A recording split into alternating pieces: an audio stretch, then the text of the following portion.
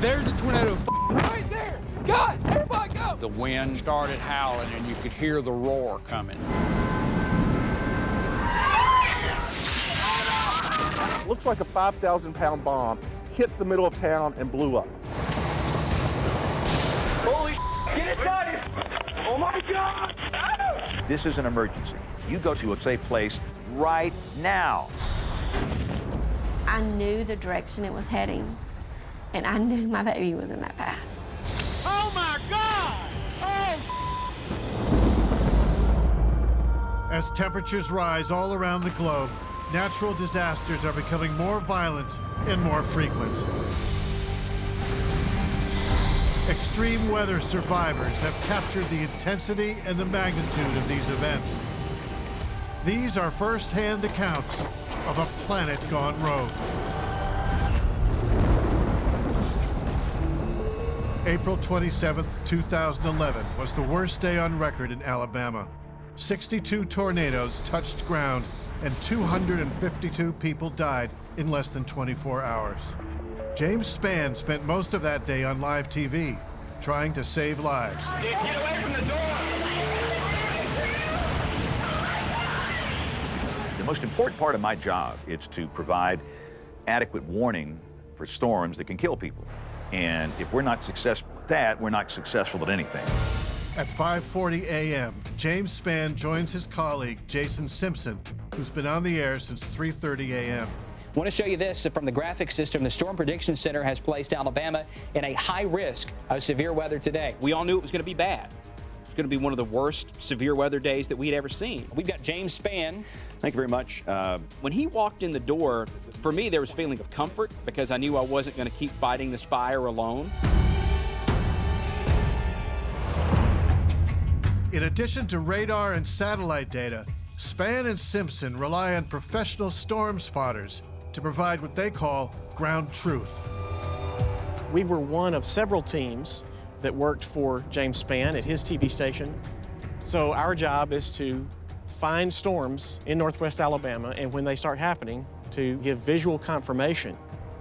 45 years in the weather business, and I've never seen a tornado, and somehow or other, I just had this knowledge that I was going to see one on this day.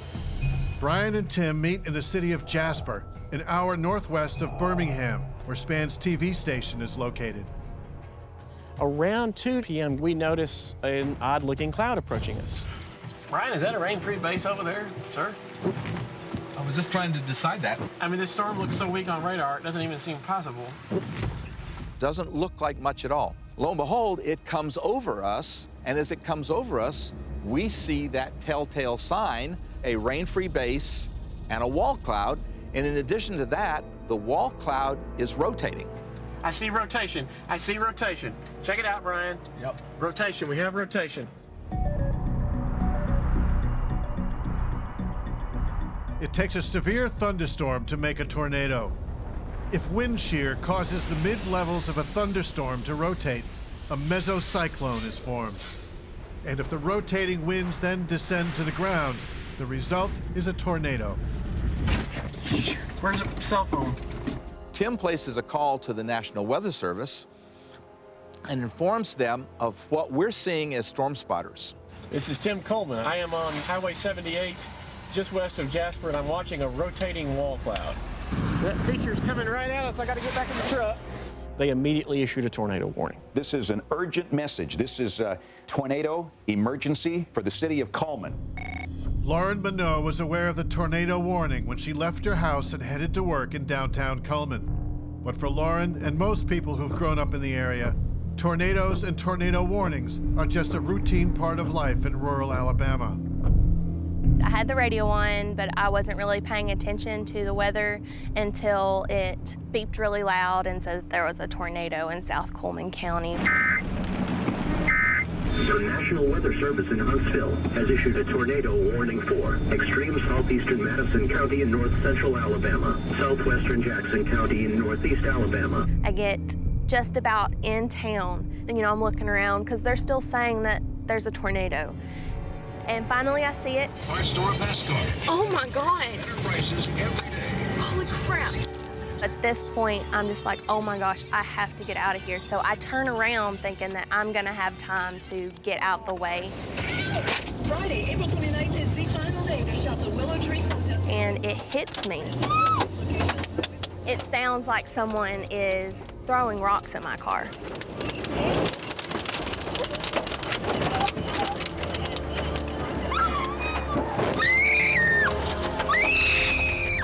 And at this point, I feel like I'm being lifted up because I had that weird feeling in my stomach. You know, like when you're riding a roller coaster.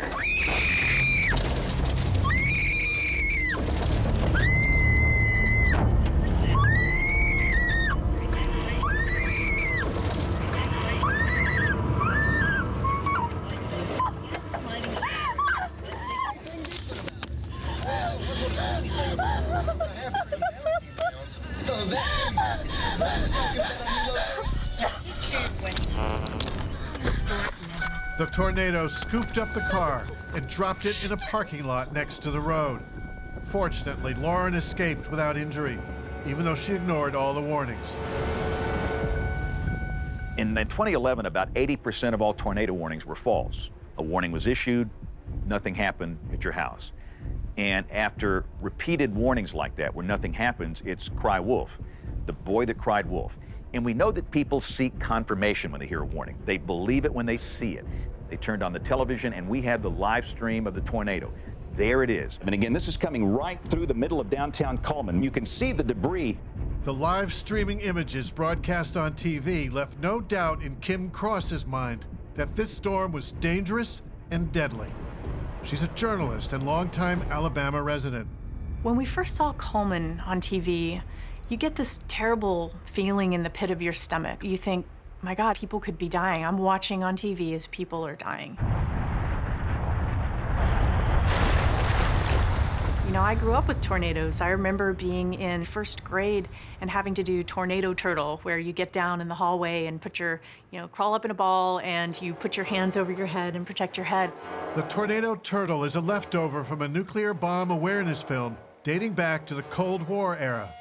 And the air raid sirens, many installed during World War II, are no match for the deafening roar of a tornado. You might hear a siren on a calm day with no storm, but during a raging thunderstorm that is 65,000 feet tall, with a tornado and driving rain, in unbelievable thunder, you can't hear a siren. They're worthless. But if they see a tornado live on television, then they will do something. The Cullman tornado was an EF4. EF stands for Enhanced Fujita, a scale which classifies tornadoes from 0 to 5 depending on the wind speeds and the damage they inflict. The Cullman EF4 stayed on the ground for more than 65 kilometers, and close on its heels, an EF5 tornado slammed into the city of Hackleburg. So if you have family that live in Lawrence County, up around Moulton and Hatton, call them now. Let them know that there's a large, violent tornado on the ground moving across Lawrence County. After it flattened a Wrangler jeans factory, the EF5 continued northeast, headed straight towards Carrie Kirby and her family and friends. The last thing they said on TV before we lost power was it just hit Phil Campbell. It's headed towards Mount Hope. If you're in the path of Mount Hope, get out. So we got in the truck and came down here and got in. And it was bad. It was bad. Carrie's neighbor, Billy Little, is a chicken farmer. Just a few hours before the twister hit, Billy saw Carrie and her husband Hal in town and invited them to ride out the storm in his cinder block shelter.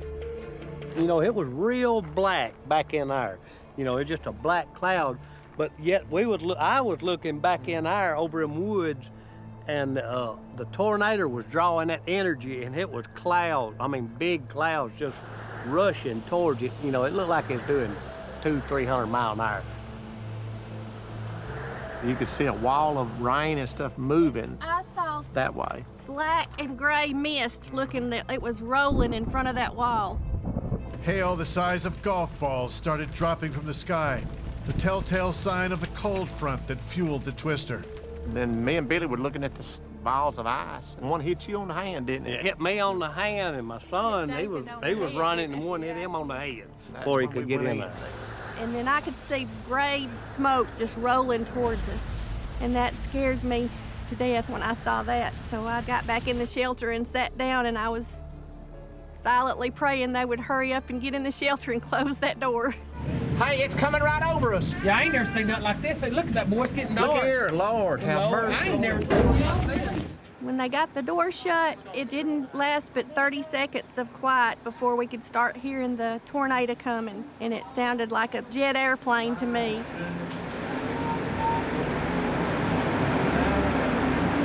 There's that train. Yeah. And it just kept getting louder and louder and louder.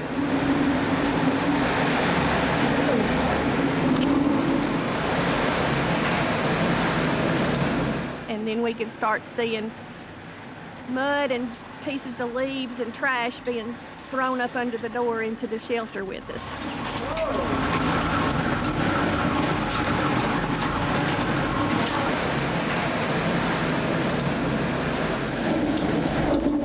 The tornado does not let up, and there's not much to do but hunker down and pray. One of the deadliest super outbreaks in the history of the United States has unleashed a rash of violent tornadoes on the towns and farmlands of Alabama. For the unlucky victims, it seems as if the entire planet has suddenly gone rogue. Holy crap! Carrie and her friends find shelter in a bunker to escape an EF5 tornado headed straight for them.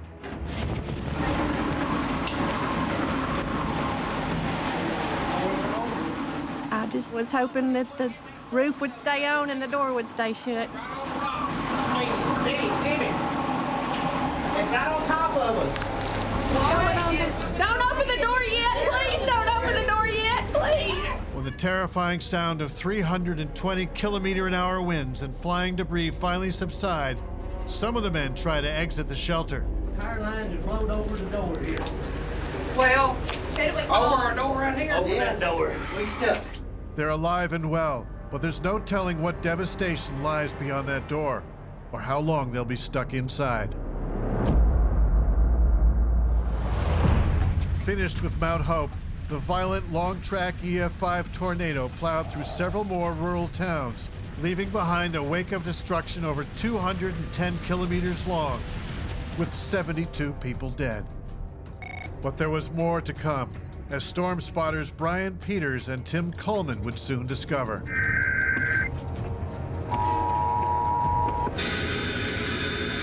Doppler radar showed this tornado moving northeast at 55 miles per hour. We hear the emergency broadcast system, that sound that is so unmistakable. It starts listing off times, and it tells us this large tornado will be in Cordova at 4:55 p.m. The tornado will be near Jasper and Cordova around 4:55 p.m. Central Daylight Time. Tim's radar application shows two massive thunderstorms, both capable of producing tornadoes. But radar doesn't tell the whole story. A lot of people think the radar beam just magically hugs the surface of the Earth. It doesn't work that way. Radar goes in a straight line. The Earth curves. So as you get a distance from the radar site, the beam is higher and higher and higher. So in some cases, at a distance from that radar site, your beam might be 5,000 feet off the ground. So we know there's violent circulation 5,000 feet off the ground. We don't know if it's at the surface. And the only way we know that, it's trained spotters. Tim and Brian are both professional meteorologists. They've studied enough tornadoes to know that what makes them so dangerous is their unpredictability. They know that without warning, a tornado can change direction, turn back on you, or appear when you least expect it. That's why a trained storm spotter never stops evaluating and reevaluating the risk. We decided, well, let's go for it. And if it becomes too dangerous, we'll stop. So we began to head south. All right, this will take us straight down to the interstate. We're going to try to intercept a massive supercell with a dangerous tornado that's currently in Pickens County. We get on Interstate 22 around 4:20 p.m. We know the tornado is back there. We cannot see it because we are in extremely heavy rain. At this point, we realize we can catch this tornado, but we're going to have to drive through the northeast edge of the storm right out in front of the tornado, get south of it so we can see it. So it's a very risky maneuver. But we're driving into the core now. I don't even think we can do much more. It's just heavy rain. Given the fact that we now are going to cross directly in the path of the likely tornado, I'm becoming apprehensive about continuing on this journey. I mean, I don't know, Brian. I just don't want to die. You know? I don't want to die either. We can do it. The rain starts letting up and we're seeing a little bit of brighter sky ahead. We knew that when you start getting into that bright area, that's where the tornado is going to be. We're going at speeds close to 90 miles per hour. A few hailstones start hitting the car. Oh, damn. I hear hail. Oh! We counted at least 9 bangs as large hail begins to hit my vehicle. They were at least golf ball size. So we want to get under the overpass. We're getting hail. Oh, I mean, we're directly in the path of the tornado now. Brian then starts asking me, should we stop? And I said, no, we cannot stop here. We are directly in the path of the tornado. If we stop here now, we will die. Just haul ass. You got a good view coming up right here. There's the tornado. Okay. Oh my God, it's there. I see it. Just keep back, keep driving. Drive. Just keep driving, man, because it's coming at us. Where's my phone? Let me have my phone. Drive. My first thought was, I need to call James Spann at ABC 3340. This is Brian Peters. Can you patch me through to James? My second thought was, it's happening. After 45 years in the field of meteorology, I'm finally seeing a real tornado. I'm on I-22 and we've got the tornado in sight. There it is, Brian. My voice goes up an octave. There it is, Brian. So at that point, we stop. I'm stopping on the interstate to give James a play-by-play of what we can see from our vantage point. We can't stay here long. I know it. Multiple vortex tornado. And there it is. Not a wall cloud, not a rain-free base, a full-fledged tornado. We got Brian Peters on the line with us. Brian, you're seeing a tornado right now. Tell us what you've got. Yes, James, we're about a mile from Cordova, exit 72. But I want to tell you right now, it's actually coming in our direction. So we're not going to be able to stay here very long. Hey, Brian, you get out of there. I mean, if you got to hang up, you go. But have you noticed any debris falling out of the sky? There's definitely debris now, James. I can see there's a debris cloud near the bottom. At that point, we've done our job. We have visually identified it, given that information, so then James Spann, the National Weather Service, and be able to tell people, this is not just on radar. This is verified on the ground by 2 professional meteorologists. While James Spann tracks the Cordova tornado, a second team of storm spotters flags another twister. John Oldshoe also has a tornado on his live stream. All right, goodness gracious. That is a large wedge tornado. 2 storm spotter teams are now each tracking 2 separate EF4 tornadoes on live TV. It was the moment when we could see the lowering behind the trees that we knew what was coming to Tuscaloosa. We are now calling a tornado emergency for Tuscaloosa and Northport. It's way, way, way too close.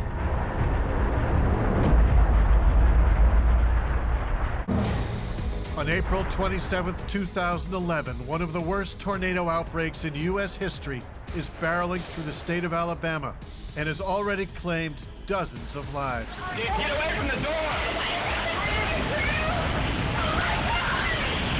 The magnitude of this super outbreak has caught everyone by surprise. So far, 43 tornadoes have struck. There's the tornado. Keep back, keep driving. It's out on top of us. Don't open the door yet. Please don't open the door yet. Meteorologists James Spann and Jason Simpson scrambled to get the word out and to save lives. They tracked an EF4 that devastated the small town of Cordova, population 2,100. Now they're streaming live video of another EF4 approaching the city of Tuscaloosa, population 90,000. So John Oldshoe has a large wedge tornado. I believe John's on Interstate 59. Is that right, Jason? He's at Knoxville looking up at this thing as it's coming up toward Highway 11. For the first time today, James Spann and his teams of storm spotters are ahead of the game. They report on a tornado touchdown 50 kilometers outside of the Tuscaloosa city limits. My job was not to make it the best shot in the world, My job was to get in front of the storm that was going to produce the tornado and get video live back to James. It just got black and black, more black. I mean, it was just the perfect wedge-shaped tornado. It doesn't matter what you say when there's a tornado coming through a city. It's too late. It doesn't matter. What matters is what you said 40 minutes ago. And in this case, I don't have to say anything because of John and Ben's live stream. There it is. This is an emergency. You go to a safe place right now. With a population of over 90,000, about a third of whom are students, Tuscaloosa is one of the biggest cities in the state. Alabama University graduate and journalist Kim Cross has lived here for most of her career. Alabama is what I always imagined a college would look like. The campus is beautiful. It's around a big green quad, and it's a huge school, and there are apartments and little cottages and rental homes, and a lot of students will get, 3 or 4 roommates and get a rental house. That's what we did. Football is really, really a big deal. On game days, you will see the quad blanketed with tents and carpets and flat screen TVs and lazy boys. I mean, they take it to a new level with the tailgating.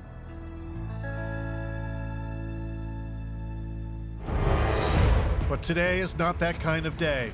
A large EF4 tornado is fast approaching the heavily populated college town.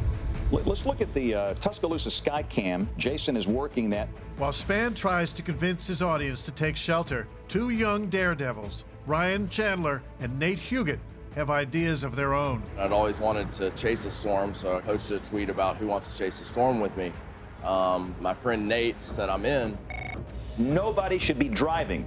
Everybody down there listening to me on radio in Tuscaloosa, stop now at the next exit, the next convenience store that will let you in.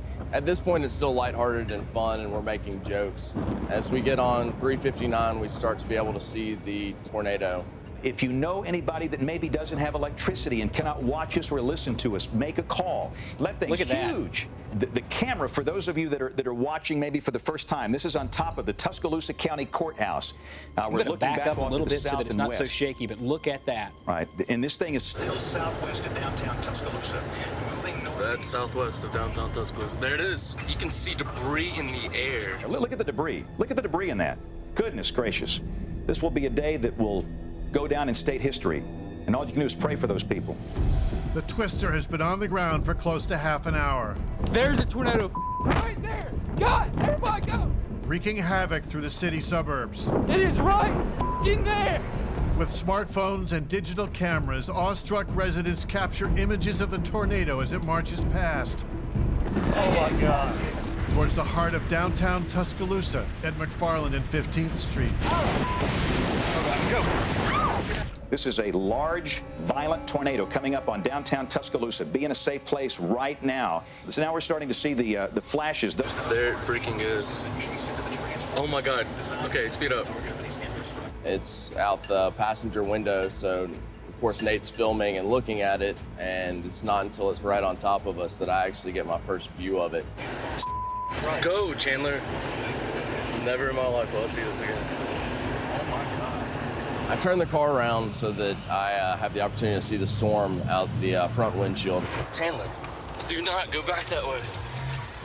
Nate, film it. I am. And it's right there in front of us. There's 2 of them. We need to go that way. No, Chandler, go back. We're fine. Chandler, go the back. I'm not kidding. This being my first opportunity to see the storm, I'm kind of like a moth to light at that point. I'm just gonna sit there, and he yelled at me and told me to go back. So we put the car in reverse down the wrong side of the interstate.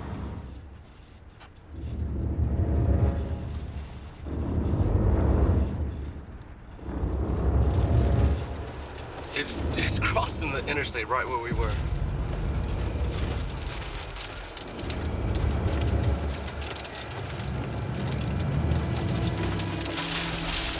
Oh my God.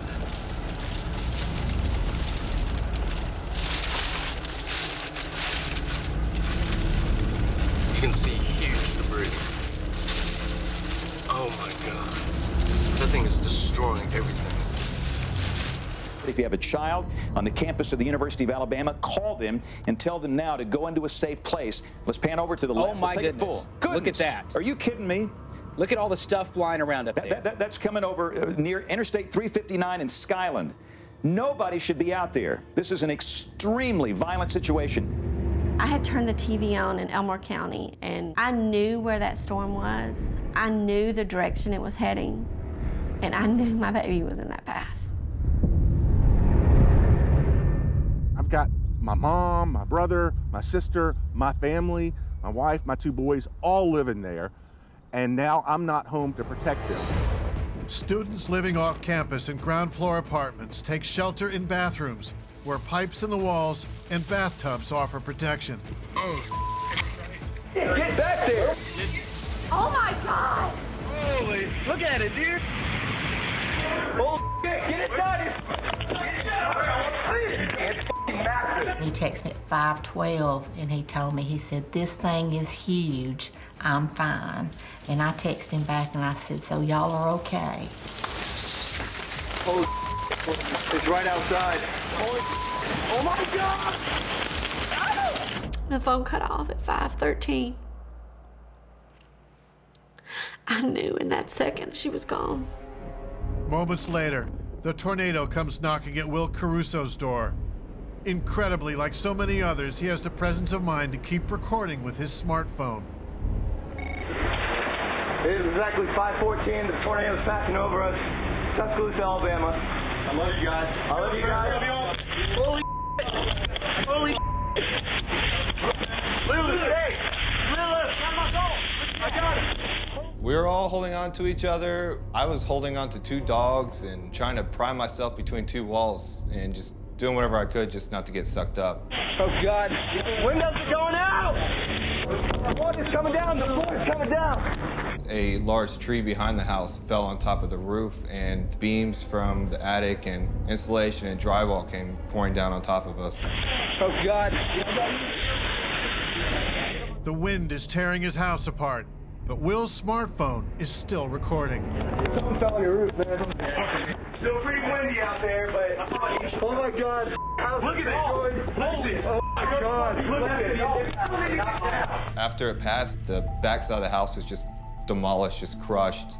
All the windows are blown in, glass and drywall. Tornado just passed over the house. The house is destroyed. Oh my God, everything is gone. There's got to be people trapped in there. We got to check on them. The tornado's fury lasted only 15 to 20 seconds, but the damage it caused was apocalyptic, and it's not over yet. It's still on the ground, on a path towards its next victims. We're going to get hit by a tornado. On April 27, 2011, the state of Alabama is under siege. Oh my God! That thing is destroying everything. The super outbreak's latest tornado barreled through downtown Tuscaloosa. Now it's headed toward the nearby town of Holt, Alabama. Vietnam veteran and environmentalist John Wathan knows this storm is the real deal. Here it is, boys and girls. And our weatherman, James Spann, is normally cool, calm, collected. Nothing rattles this guy. But I don't want to be so specific. I want everybody in the city limits of Tuscaloosa to stay sheltered. I heard something in his voice I'd never heard before. The urgency now is for those of you out here in the eastern side of town, over here toward Cottondale and Holt and Alberta City. People can read me. I've been here since the Civil War. I'm old as dirt. I've been on television forever. They can read my body language. They can read my voice inflection. And they could see it change when I saw that live stream. After hearing the edge in James Spann's voice, I took my camera bags, my guitar. I went up there to the storm room that I'd built and put everything inside, started getting the family inside. Look at the fog coming up out of the valleys. This is spooky. The creek was evaporating. The barometric pressure was dropping so fast that it was actually pulling moisture out of the creek. Inside the vortex of a tornado, a vacuum effect occurs. At times when the atmospheric pressure drops and the updrafts are strong enough, it can suck up water from a river into the tornado's funnel. This phenomenon was captured by a weather camera in Springfield, Massachusetts in 2015. Then it got dark outside. The wind Went completely calm, but then it started howling, and you could hear the roar coming. Get down! Get down! It dawned on me that, yeah, this was coming straight at me, and I needed to be underground.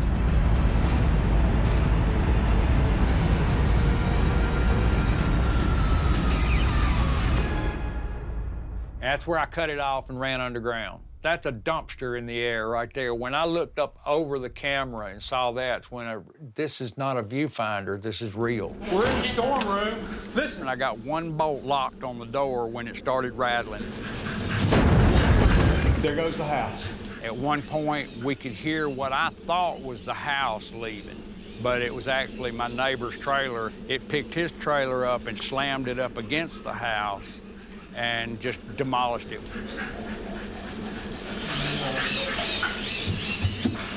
I feel my ears popping. The barometric pressure went so low that our ears were popping worse than any airplane ride I'd ever been on. I smell trees. All right, I think it's gone. Oh, crap! Oh, my God! See, that's right out this window here. My brother Johnny's lost every damn thing. We've got roof damage. Oh, my truck! Oh, God almighty!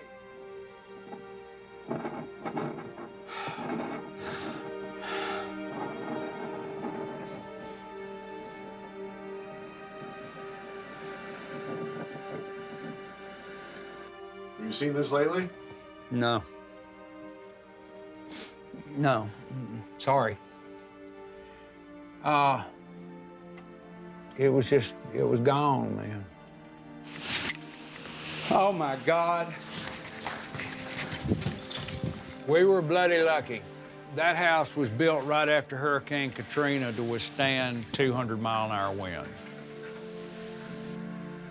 I built it. My God, this son of a bitch. Oh, my God! Oh, my God! I don't like to watch these. Oh, my God!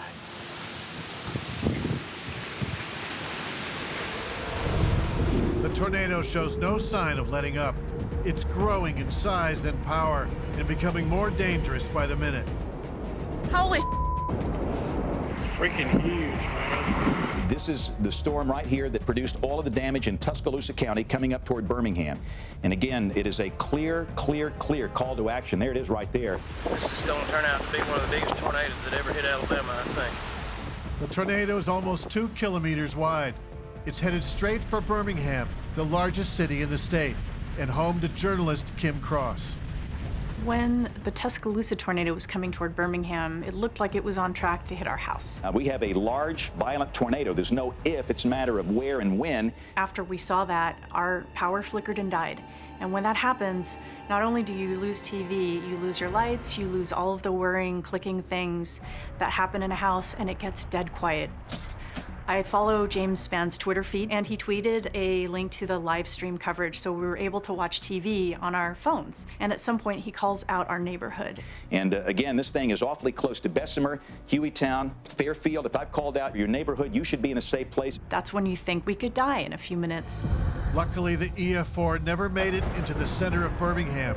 It changed course, missed the downtown area, and then headed straight to the suburbs. We came out after the warning expired, and we looked around. There was not a leaf disturbed in our neighborhood, and we thought, well, was that it? And 7 miles away, Pleasant Grove was devastated. Tornadoes are the Russian roulette of storms. No one can predict when or where they'll strike. And while Kim Cross and her family don't suffer damage or harm, not everyone was so lucky.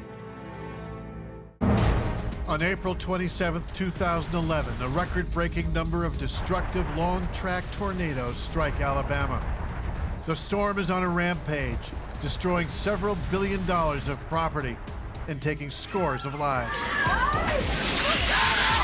Since the early hours of the morning, meteorologists James Spann and Jason Simpson have been on the air trying to save lives. The sole reason we're here is to provide lead time for people to go to a safe place of a storm that can kill you. In the case of April 27th, it didn't stop for hours and hours and hours and hours. It was like bullets from hell. We've got to get through this event so we don't have any more loss of life. It's now late afternoon, and as the sun lowers on the horizon, the heat that helped fuel the twisters finally begins to dissipate in some parts of the state. And Span's TV station begins to broadcast damage reports. Storm spotters John Oldshoe and Ben Greer have made it back to Tuscaloosa, their hometown. It's an obstacle course of overturned cars, upside down trucks, and overturned 18-wheelers. I am finally relieved to get a text from my wife. She says they are fine, don't worry about it. I look to see all this devastation. John starts sending a live feed back to Spain for the first coverage of Tuscaloosa of the damage it's done. So that is a live stream coming from John Oldshoe. John is on the scene of that severe damage down in Tuscaloosa. He tells me, Ben, hop on outside, start taking pictures now. I get out and I realize that about 600 yards from me is where my sister's house used to be. There's nothing there. I pick up my phone and I text my mother. Within 10 seconds, I get a reply, she's fine. She's on her way here. Just a few blocks away, amateur storm chasers Ryan Chandler and Nate Huguet try to get back home to their families. I can't even recognize this place. We see the damage, we see the houses, but what's actually happened a mile down the road, you have no idea.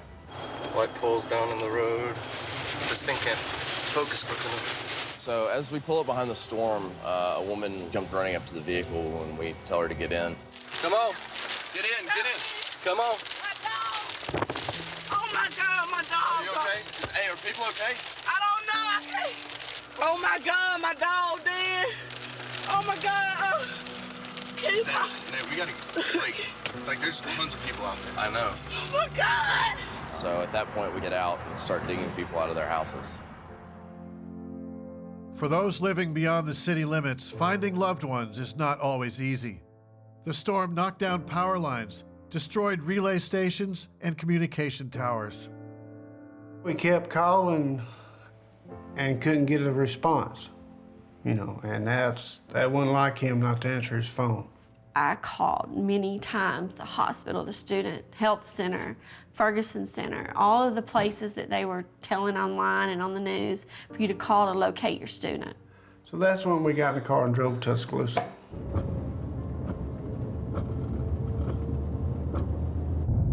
Pratt City, a bedroom community of Birmingham, has also been hit. That's where Alter lives, but he was lucky. He was at work when the tornado slammed into his neighborhood. I got a call from a female friend. She says that the storm was in the area. Then I got another call from another one of my neighbors. He was like, you might want to try to get home. I said, man, it's looking like a third world country over here. Alter's good friend, filmmaker Tig Knight, filmed as they surveyed the damage. Power lines down, debris everywhere. Devastation. Yeah, people just everywhere. Siding thrown everywhere, everything was in the yard. A neighbor's house, I could see directly into his kitchen. And walk in the house and I could just look up and I could see the sky just like I can see it right now. It was almost like it just had a sunroof. The top half portion, the roof was completely gone. Everything was in disarray and it was devastating. And like I said, knowing where different things were placed and located, and now it's just completely gone. It was your bedroom. It really didn't sink in until you just had time to sit down and think about it. Probably felt good that you wasn't home. Yeah, exactly. Because if I was at home, I was going to either be in one or two places. It was going to be one in my bedroom or two downstairs in the basement. And my bedroom, two of the walls that face outside were actually gone. So, you know, it could have just came, couldn't be here today, so, you know. What's going through your mind like right now? I don't know.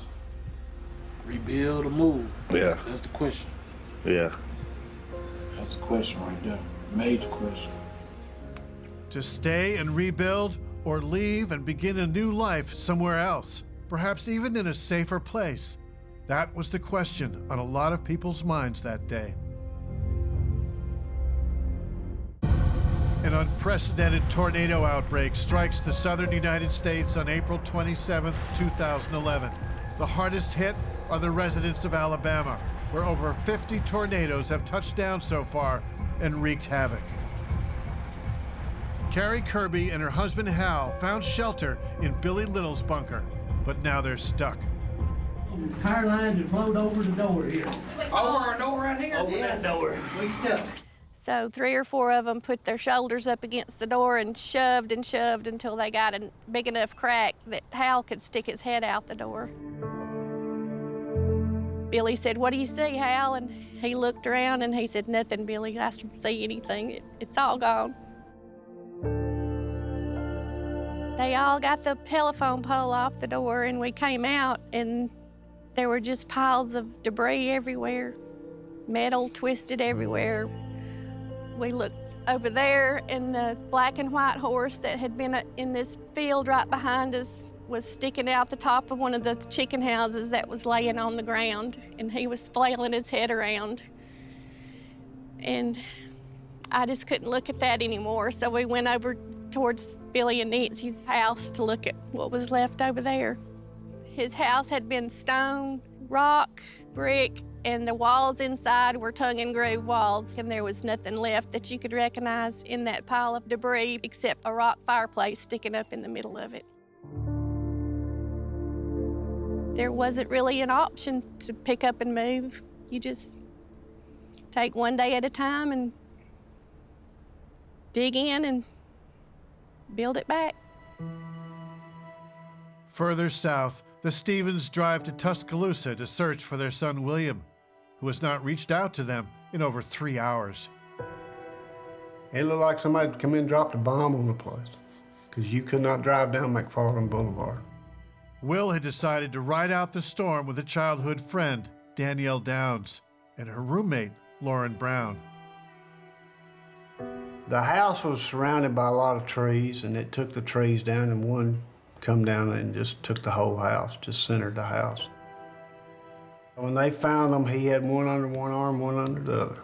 He was on top of both of them. Yeah, he was laying over top of them, and they was holding hands. And Lauren's nails had broken nail off into his print, hand. yeah, had broken off into his She had hands. squeezed his hands so tight that her fingernails broke off in his hand. Lauren's mother, Ashley Mims, found her daughter in a hospital morgue. She had pieces of debris in her hair, a broken Xbox game, dirt and stuff like that, grass, leaves, mixed in her curly hair. And she was just asleep, is what it looked like. In all, the death toll was 252, a number that haunts James Spann to this day. That number will be etched in my mind until the day I die, because that's the death toll. That's the only number I'm focused on. History's going to judge what I did on the Green Wall, but the number of people that died lets me know that there was a lot of things we didn't do right. And yet at the same time, a lot of people that lived, there were some things we did right. I believe, like he does, that what we do is a service. We want to serve the communities that we love. So when we looked at each other about 11 o'clock that night, when the final tornado warning had ended and we signed off the air, there was nothing to say. There was just a heaviness, there was grief, there was sadness, because this was our state. Many records were broken that day. The frequency of the tornadoes, the distance they traveled, and their wind speeds. And while much about tornadoes remains a mystery, modern research can increase warning lead times using computer models and ground observations. Because as global temperatures continue to rise, it's likely that the frequency of super outbreaks will also continue to rise. And meteorologists like James Spann can do little more than prepare for the next catastrophe and find new ways to save more lives. Often in the weather enterprise, we're very guilty of being narcissistic, and we thump our chest, we talk about we saved lives and we're so good. Well, we didn't save 252 in my state that day. I won't accept that, and I'm very driven to find out what went wrong. Let's get in there and fix it. The physical science was excellent. The social science, behavioral science, we have to learn.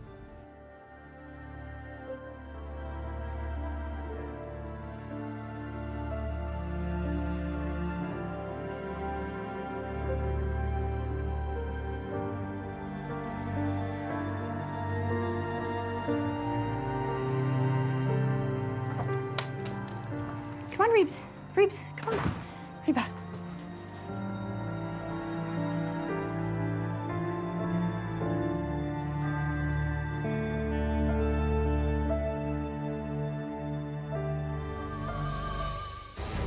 I looked out the window, and there I saw this massive wall of flame. Holy this is crazy. We're fighting the beast. It was a living, breathing, eating machine.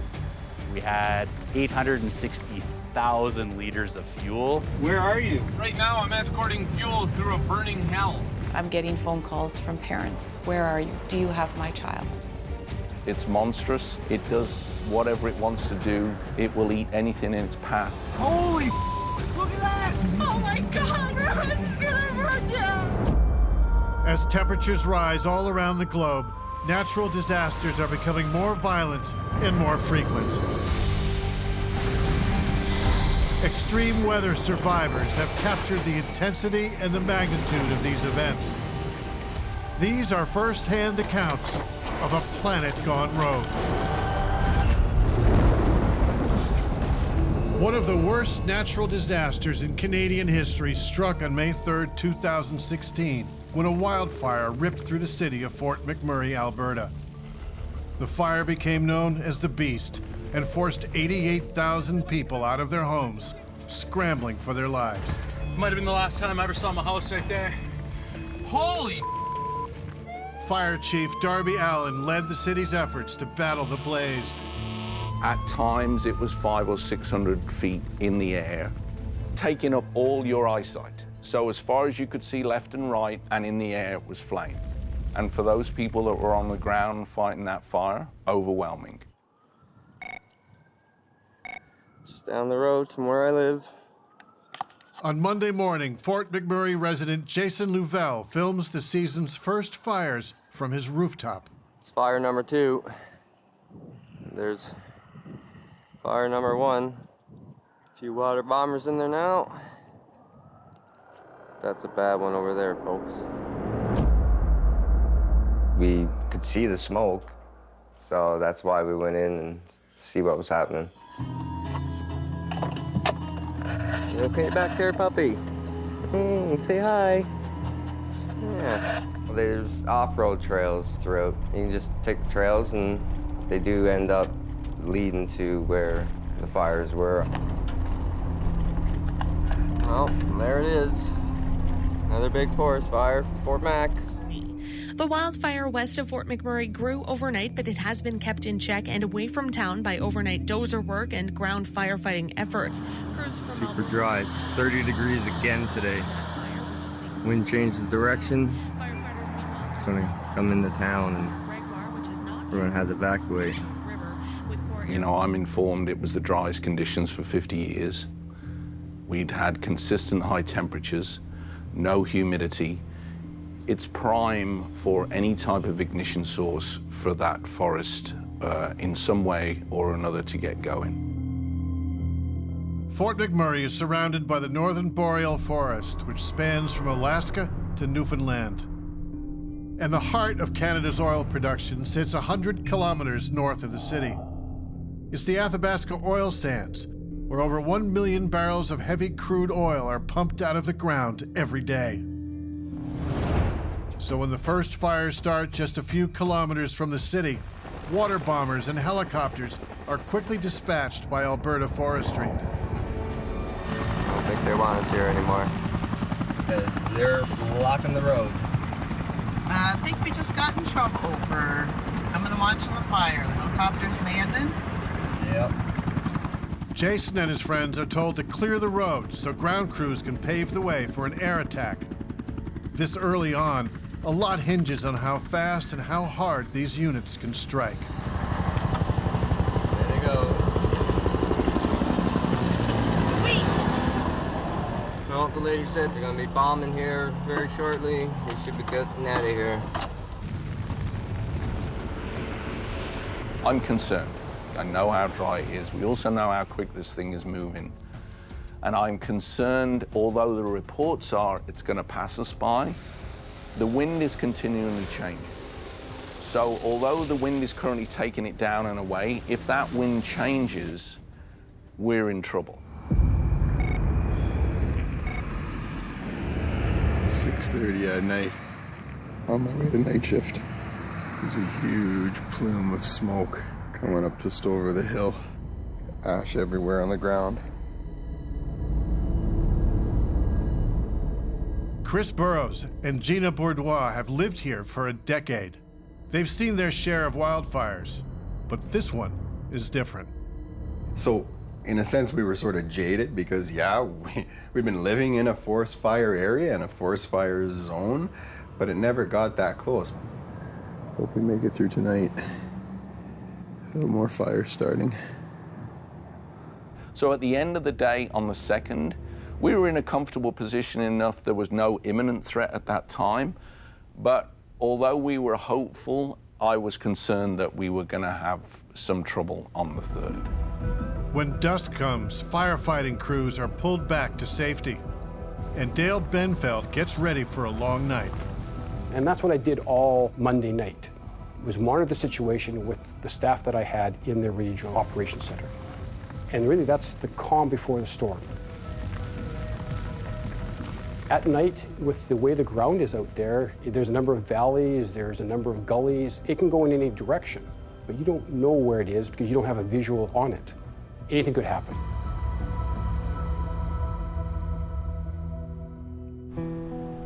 The following morning, residents wake up to a crisp blue sky and everything seems to be under control. It's a beautiful day. There's very little smoke in the air. People are phoning me, we're fine, everything's wonderful. I remember giving a press conference that morning saying, you know what, let's not really count our chickens. That fire's sitting there and it's just resting up and it's gonna come back. People think it's fine and it's all gone away and it's nice to have that thought, but I just want people to bear in mind and don't get into a full sense of security.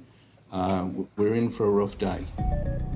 What Chief Allen fears is an inversion. At night, the cool air keeps a lid on the fire and smoke below. So even though a fire might still be going, no smoke can be seen. But as the morning sun heats up the atmosphere, the cold air mass lifts and the fire emerges. Oh dear. It's getting bad again. All the fires have worked on, all restarted. Fluid situation in downtown Fort McMurray. The winds have shifted, so we have some announcements. This is a 30-minute alert to potential evacuation. Be ready, have your bag packed, be ready to leave when the announcement comes. Oh boy. The winds pick up and push the fire towards the southern edge of the city, in the direction of the Abasand, Grayling Terrace, and Beacon Hill neighborhoods. So we're live here in Fort McMurray in the community of Beacon Hill. This is one community under voluntary evacuation.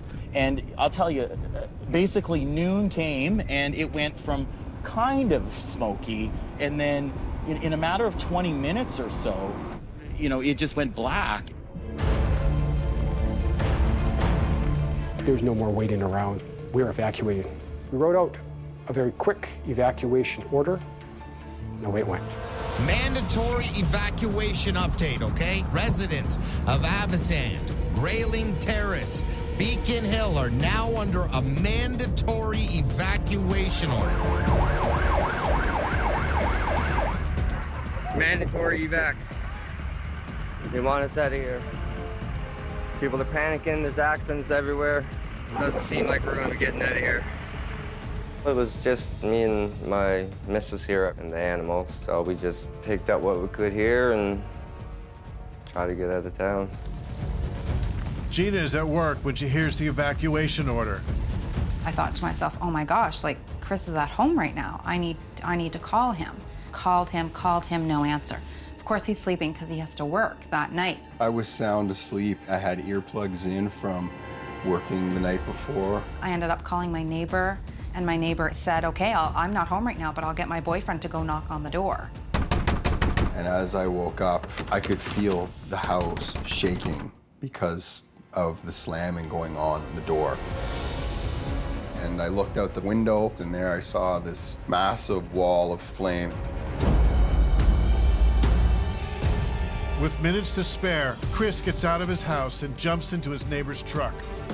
There was cars everywhere, so somebody had actually backed their truck up, smashed the gate going into a running trail into the forest, and we went through the woods down a running trail instead of getting stuck on the street. As news of the evacuation sweeps through the city's neighborhoods, gridlock brings traffic to a standstill. Here's old Avocen, it's gonna burn down.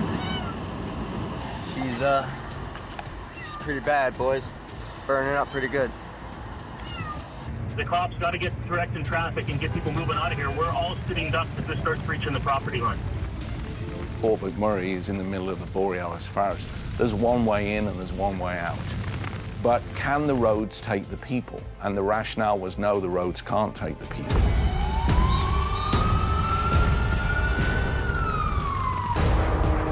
On May 3rd, 2016, a seasonal wildfire unexpectedly burns out of control. Hasty exit. Might have been the last time I ever saw my house right there. Holy! It threatens the Canadian oil sands boomtown of Fort McMurray, Alberta. Mandatory evacuation order.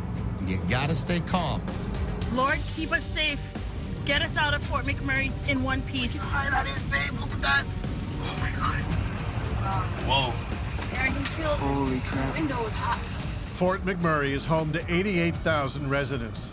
And if they can make it out of their neighborhoods to reach the only highway in town, they might have a chance to survive.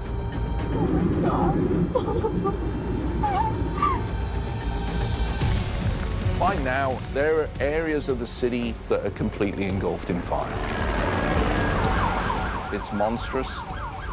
It does whatever it wants to do. It will eat anything in its path. The beast does not let up. In a terrifying display of its unstoppable power, it jumps across the Athabasca River. It jumped 1,200 feet. That was astounding to us, because we had been told time again that the river was enough of a buffer that it wouldn't cross it. When it reaches something it wants to go across, but naturally it's stopping it, it tends to bend over the top. So that fire load and that wind is forcing it over the top. So those embers fly over now and they start touching down on the other side. You know, in a typical fire, you're talking about little pieces of embers. Here we're talking about whole pieces of trees and flying large debris that's on fire that's now falling on the other side of the river. It is chaos, really. You hear the emergency sirens going, but I need to show you, it's not just on the border. This is Fort McMurray burning. Get out of town just in time. Getting the out of Dodge. I can feel the heat here. This is insane. Holy. Oh, you can feel the heat. Not zoomed in. Holy. This is crazy. Yeah, we're just stuck on the hill here. I think you may want to consider shutting down 63 or you're not going to be able to get any of those cars that have it. If you have to shut it down, that's up to you. This is Highway 63. The fire seems to be burning across the highway. So people who are trying to go southbound on Highway 63 here to get away from all of this now are likely having to turn around. Holy. Look at that. Roll your window up. Get over that lane. Holy. I felt I needed to go on the ground to get a sense of what was going on, to feel the situation.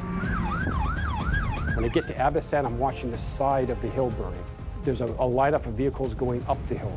So each vehicle I assessed was about 3 meters long. Given that, I think about 10,000 vehicles have to leave this city. I don't have enough space. And this is where I'm talking with Darby. I say, we've got to move people north and south. The decision was made that if you lived south of Taganova, you will go south. If you live north of Taganova, you will go north. So we changed the southbound lanes to all be northbound so that the traffic could get out of town. Our most effective tool, hands down, turned out to be Twitter. There was no fluff language in anything. It was, this community is under mandatory evacuation. This is where you need to go. But you're talking tens of thousands of people getting to see that message really quickly based on how fast it was being shared.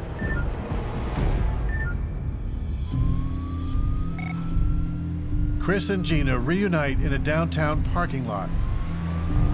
Gave him a big hug, big kiss. Yeah, we held each other for a long time. Yeah. I don't know. It was nice to get everyone together finally, but, you know, what do we do? Where do we go? Rock 97.9, sorry to interrupt the Guns N' Roses, but here's what we've heard so far from multiple people. Southbound 63, according to reports, is opened up. Somebody drove by and hollered out their window, the southbound highway is open. It's open. So we all kind of looked at each other and thought, let's get out of here. Let's make our way towards Edmonton. We just left Walmart, but everything, like, you remember that hill where we go up? Everything, all that side of the hill's on fire, the other side on the highway, everything is on fire, flames. Get the hell out of there. We're leaving now. It is absolutely crazy. Okay, honey, just drive. Get past all this. I don't want to be in this smoke. I want to go. Gee, I'm going. Just relax. We're doing everything we can. I know, we're driving into it, and like, I wish I had a mask. Look at this, G. Oh my God. And as we were leaving the city, we drove right into a tremendous wall of smoke and fire. It was on both sides of the highway. There's not enough firefighters for all this. Oh my God, if there was, we wouldn't have this. Look at the cars. People parked in the ditch. They just left their cars and got out. What's going on? Look at this. Look at all these cars. Vehicles would stall when they started taking up the smoke. They would get no combustion in their engine. So they were left stuck there. Oh my God, Chris, look at the other side. Oh my God. This is just horrific. It was out of a zombie apocalypse movie. Look at this bus. Oh my God. Oh my God, Denny's. Look at this. Oh my God. The whole hotel is gone. Oh my God. Oh my God. Oh my God. Look at this the whole trailer park is gone. One day, and it just ripped through the whole city. One day. So many people's homes are gone. This is, we're finally leaving city limits. The fire does not let up, and now that the beast has jumped over the Athabasca, it's making its way north of the city. So now it's got a clear path up towards the majority of our population, 40 or 50,000 residents in the Thickwood and Timberley area.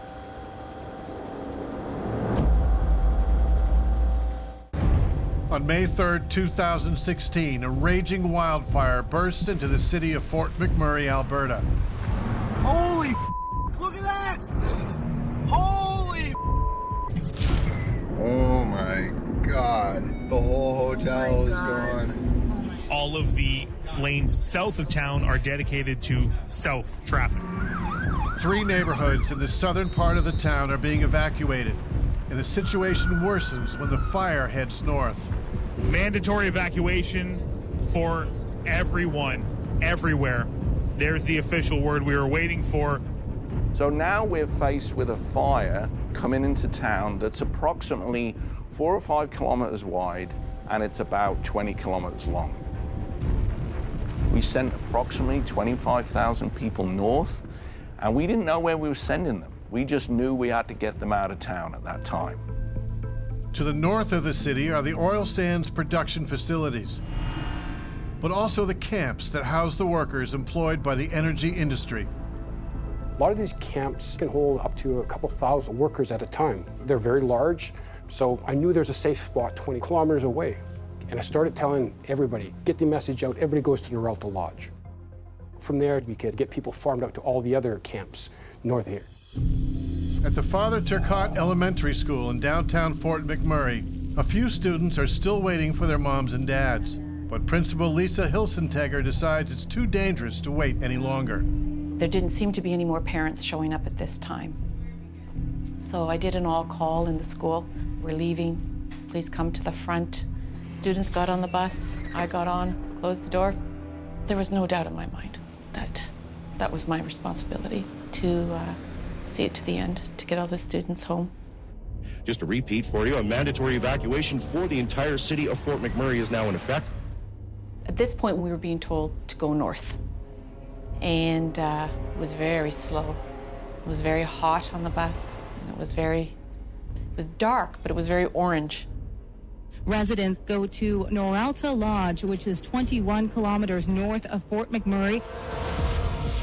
Miguel and Pam Borges are also heading north with their 3 children. Originally, we were heading north, and that's what the emergency broadcast kept telling us. The highway south is closed. Fires across the highway, you can't go south. And then we're heading down Thickwood Boulevard, and then the police are directing us to go south. So we went south. We were in separate cars, and I thought, oh, please, do not send him south and me north, because, like, there's just no way. I wouldn't be able to do it. I think I would just disobey and say, nope, sorry, I'm leaving. 63 South, visibility is poor. There's fire right along the side of the highway, but we've had a couple people tell us you can get through, but drive with extreme caution. There are lots of people pulled over on the side of the road. So we hit the highway, all of a sudden traffic's moving, and then we get up to the bridges to head downtown, and smoke everywhere. You can't see any of the buildings. And then we see up on Abasand, fires right at the highway. It's just fire. Right at the highway. And then finally we hit the top of Beacon Hill and we see the hotel on fire and the gas station and everything else is on fire there. We're just gonna keep driving.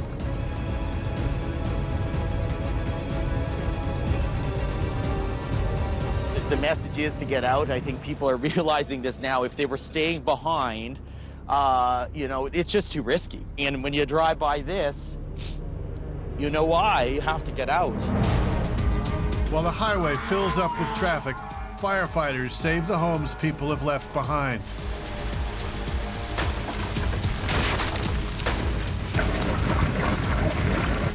You know, I had 32 guys on duty that day. 65 guys came in their own time and fought that fire.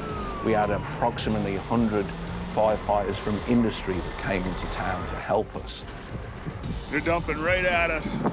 Mel Engelstad was part of that group of first responders. Oh, here she comes. She's coming through the bushes. The question is, how wide is this sucker? We are taking communities and saying, we can protect this community, we can save this community, but this one is already so far gone, we need to redeploy and move. There were various areas in the city where it was literally, if we didn't pull those guys out, they wouldn't have survived. For one firefighter, the fight became very personal. We had been sent up to assist a pump crew that was up in Abasand. We're driving down my block, and I noticed that looking at my house that's on fire. It's the first one on the block, and it's fully engulfed in flames. I said, oh shit, all right, there it goes. The trampoline was on fire. You know, my kids played daily on that trampoline. I watched my 69 Firebird in the garage come up in flames. Firebird was on fire. At that moment, my captain got out of the truck to come stand beside me. He put his hand on my shoulder. He's like, do you need a moment? And I said, no, there's nothing we can do here. It's all stuffed and it's all gone. So let's go make a stand somewhere else.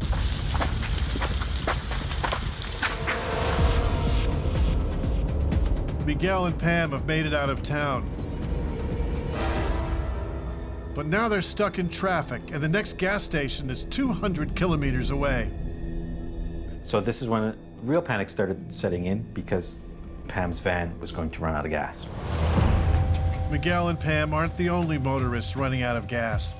But when stranded evacuees ask for help on social media, a private group of truck enthusiasts comes to the rescue. I knew as soon as they were evacuating town that a lot of people wouldn't make it. So we left Edmonton in a group of 3, and we just started kind of putting out messages to whoever else that was coming. We just stopped at one of the card locks on the way. I swiped my card out of my own account, filled up whatever we could hold, and away we went north. So every time that we'd saw someone on the side of the roads, we'd pull a U-turn. We'd say, hey, do you need anything? You know, we have fuel on, we have snacks for the kids, we've got some dog food, cat food. Anyone who needed help, company truck, personal truck, if you needed help, we were there.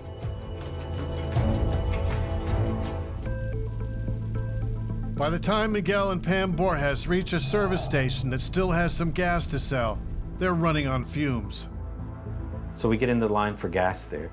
and maybe 1,000 cars, literally 1,000 cars in front of us. And during the line, a woman approached us and said, hey, you got kids, you look tired, do you need a place to stay? If so, they're about to open a camp.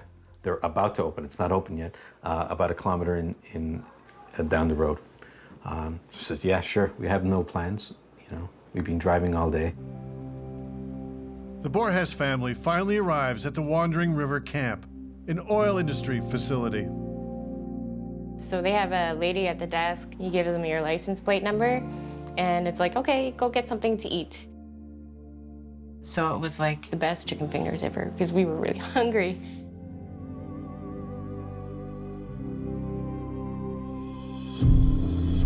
Back up north, Principal Lisa is still on the school bus with her precious cargo. Now I'm getting phone calls from parents. Where are you? Do you have my child? They're frantic. And I remained as calm as I could. We have them. They're safe. They're good. This is where we're at. We'll find you. Where are you? It takes them 5 hours to reach an oil camp. There, Lisa reunites more students with their parents. But when she learns that the route south is open again, she rounds up the few kids still in her charge and decides to take the chance. It was black. You could just barely see the lines on the road. When we got closer to the city, we saw the hotel along Highway 63 had burned. So we knew that Beacon Hill was gone. Once we got to the south end of the city, we knew we were going to be okay. Lisa takes the last kids to her dad's place, where they stayed for a few days until they were reunited with their parents. And finally, at this point, I thought, I did my job. As his firefighters work into the night, battling multiple fires spreading throughout the city, Chief Darby delivers a sobering update. It's in the city. It is impacting communities as we speak, and homes are on fire as we speak. It's a sad day for everyone in McMurray. We've had a devastating day.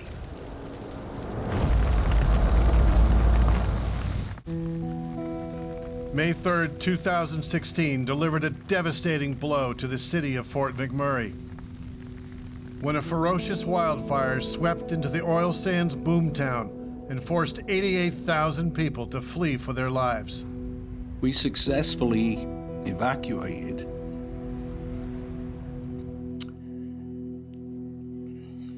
88,000 people.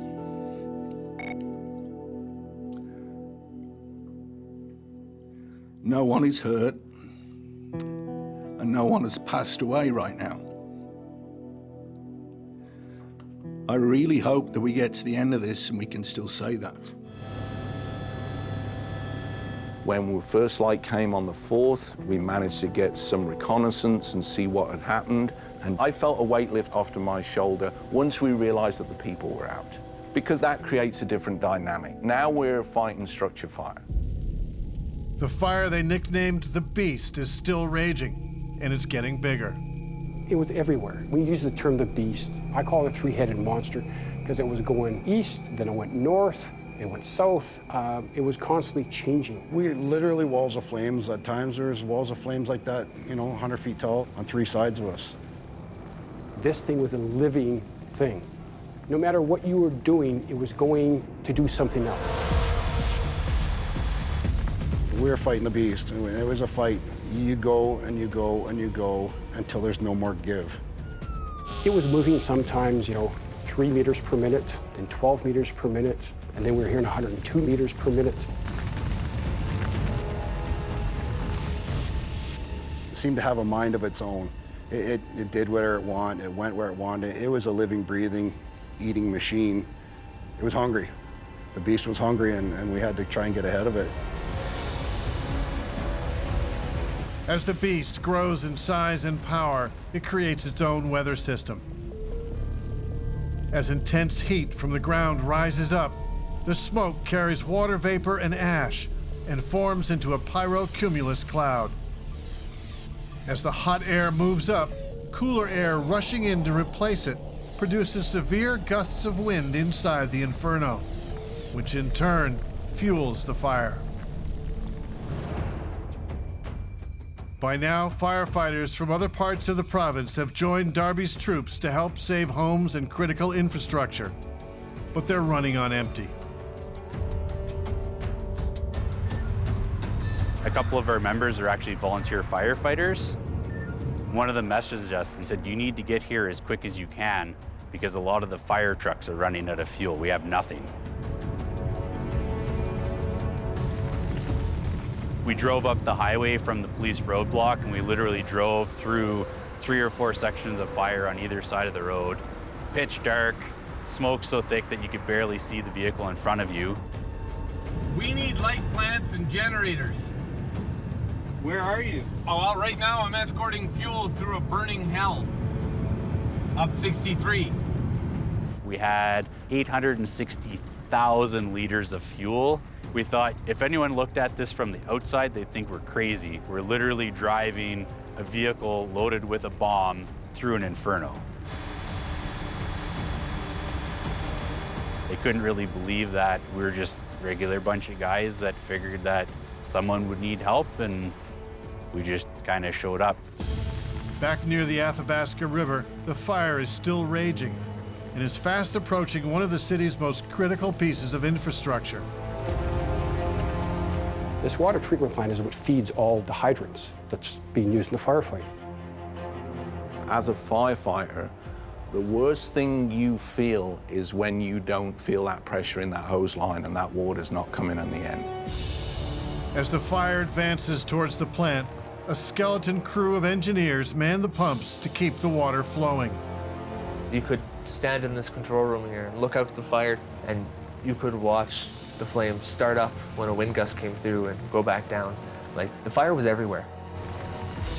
Those guys were still in the water treatment plant, keeping that water going with fire totally around. The firefighters are doing their part to help fight the fire on the front line. We need to provide them with water. If we had lost our water treatment plant, we would have lost our city. In the following days, strong gusts of wind fanned the fires. Now it's heading towards those oil sands plants where we've got all those people. I had to evacuate north to one of the camps up north, and one of the big fears up in the northern camps was, well, what if the fire went north and continued going north and blocked off the highway? We would essentially all be stranded up there, and by day 2, that was becoming a real sense of worry. So we brought them out in convoys. RCMP vehicle in the front. I believe there was 30 or 40 vehicles at a time in that convoy. The energy companies also charter additional planes to fly evacuees and their pets to Edmonton and Calgary. Once you started hearing about the flight starting to go out, I think there was a little bit more calmness in those camps from the evacuees, because they knew that they were going to get to safety sooner rather than later. In all, about 25,000 people were evacuated from the northern camps. And as they fled, hundreds of firefighters flew in from all over Canada to assist in driving out the beast. By May 12th, through the persistence and bravery of many, the fire was finally chased out of Fort McMurray. Hey everybody, just want to let you know we think we got this thing beat in McMurray. So I just want to let you know, like, we just can't let you back until it's safe. We got to check the electricity, water, all that stuff. So we'll get you back as soon as we can, we promise. Be patient, look after yourselves, take care. Now the question on everyone's mind is, how much damage did the city suffer, and whose homes are still standing?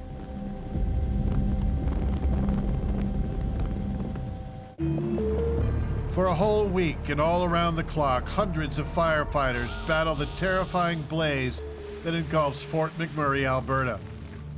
On May 13, 2016, Chief Darby Allen confirms that within city limits, the fire is under control. Good afternoon, everybody. Thank you very much. But that doesn't mean 88,000 evacuees can now return home. I know that everyone is anxious to return home. We're anxious for you to return home. But there is some work to be done to make sure it's safe for everyone before that can happen. Chief Darby takes Canadian Prime Minister Justin Trudeau and Alberta Premier Rachel Notley on a tour for a first-hand look at the destruction.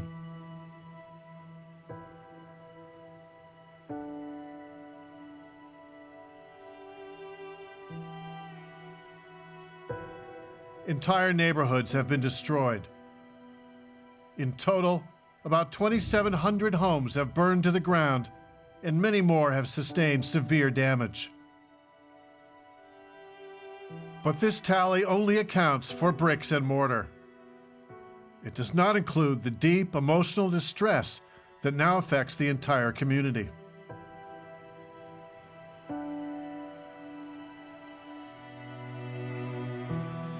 For many years, Fort McMurray contributed huge amounts to the growth of our economy.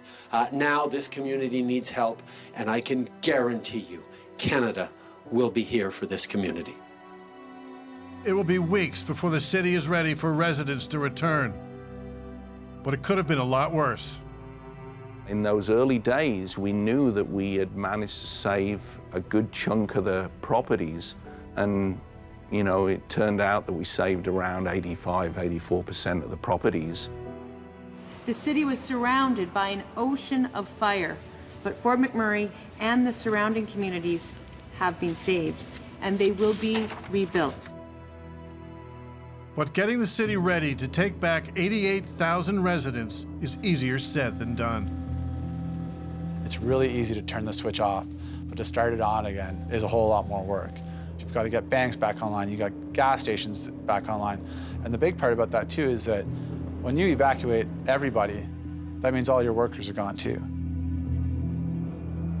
While the city of Fort McMurray prepares to rise from the ashes, the beast still roams the forest. Even though it was outside the city, it was still burning out there. It headed across into Saskatchewan. It would take another month and the help of Mother Nature to bring the fire under control. By then, it had spread across more than 589,000 hectares of wilderness. A very large area, but for experts, it comes with the territory.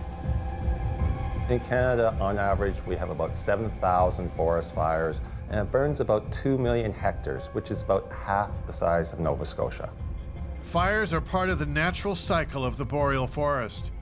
Fire reduces the spread of disease and resets the clock for new generations of trees. We have fire on the landscape. Wherever we have vegetation, we can have fire. Unfortunately, sometimes communities get in the way of the path of a fire, as in the case in Fort McMurray, and then you have disastrous results. Now, the fire is still under investigation. We're not sure exactly what caused it. It may have been a four-wheeled vehicle from a spark hitting a rock, or sometimes material gets caught up on the muffler and it heats up and starts to smolder, and then the wind comes along and we're off to the races. Whatever made the spark, it was a human who caused the fire. But it will take years of study before the increasing risk and severity of wildfires in the Canadian boreal forest can be fully understood. Fire in Canada has doubled since the 70s, and we believe this is due to human-caused climate change. 3 reasons. Fire seasons are longer. The official fire season in Alberta now starts March 1st. It used to be April 1st. Second, the warmer it gets, the more lightning we get. The more lightning we get, everything else being equal, the more fires we get. Third reason, as the atmosphere warms, fuels will be drier, easier for fires to start and spread. So we expect more intense fires in the future. The re-entry date is set for June 1st. As thousands prepare to return, the city tries to help soften the shock. When you leave and all you see is a burning wall of fire, you know, you're going to think the worst. And so it was our job to make sure that there was hope. The communication team sets up a website that posts aerial before and after photographs of every single residential and commercial property in Fort McMurray. We had to preface that with the knowledge that this may be the way that you find out that you've lost your home. And that there was, when you first got to this website, that message did come up. We understand that it was going to be a very challenging and emotionally hard experience for a lot of folks and that lost their homes. And you know, this isn't just a house that you lose, it's a lifetime of memories in a lot of cases. Many months would pass before all the financial costs would be known. Calculating the emotional toll of the fires on families and marriages will be more difficult to assess for those who decide to leave and start a new life elsewhere, and those who choose to stay, to rebuild and to resume their lives in the town they call home.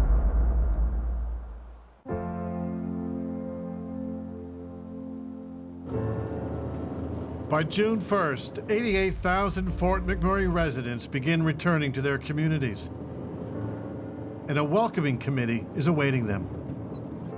We drove in, and just as we're up to the bridge, Carmen wakes up, and she sees the firefighters, and she said, "Are we home? Are we home?" And she was super excited. She started to cry, and then, of course, I started to cry.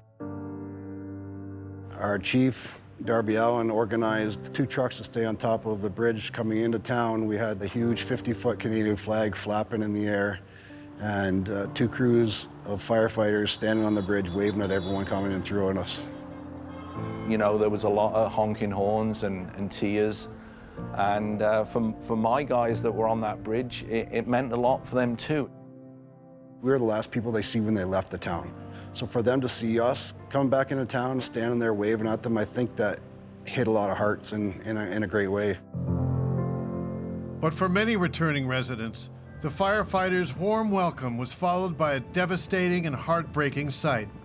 Entire neighborhoods destroyed by the wildfires.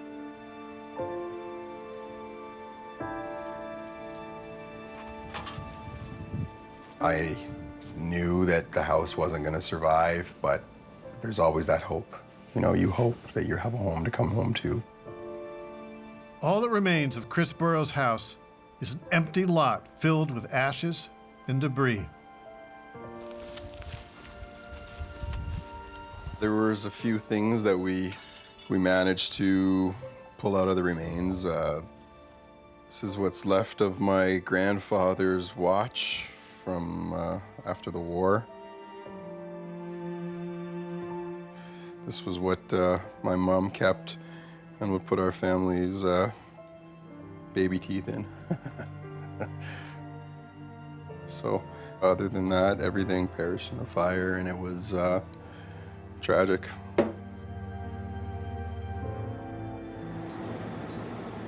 Whoa, it jumped the road from over here. As Jason Louvel and his girlfriend drive into their neighborhood, it appears that most of the homes have been destroyed. What you're looking at is supposed to be all houses. All these houses, look, those houses, perfectly fine, they just sprayed over them so it wouldn't burn. But near the end of the road, they see that their house has been spared. The house, it was in rough shape, you know, there was ash in the house. We had left a few windows open, and so it was smoked out a bit. But it was phenomenal to come and see the house still here, and it's a good feeling. Wrapped in a cocoon. We had to wash all the walls in the house, and down in the basement, all the floors had to be scrubbed. Holy Had to get the ceilings repainted. The last step. Looking back on it, it's hard. It fills me up sometimes still, talking about it and just thinking about it. Almost back to normal. Hey, puppy. For now, the hard-working people of Fort McMurray remain focused on rebuilding their homes and their communities and making Fort Mac a safer and better place to live. You know, it's an unbelievable town, and I've only worked here for 7 years, but this place welcomed me, and I feel a tremendous kinship, ownership with the people here. And I think, if anything, you know, this has maybe let the rest of the country know that it's a pretty good place to be.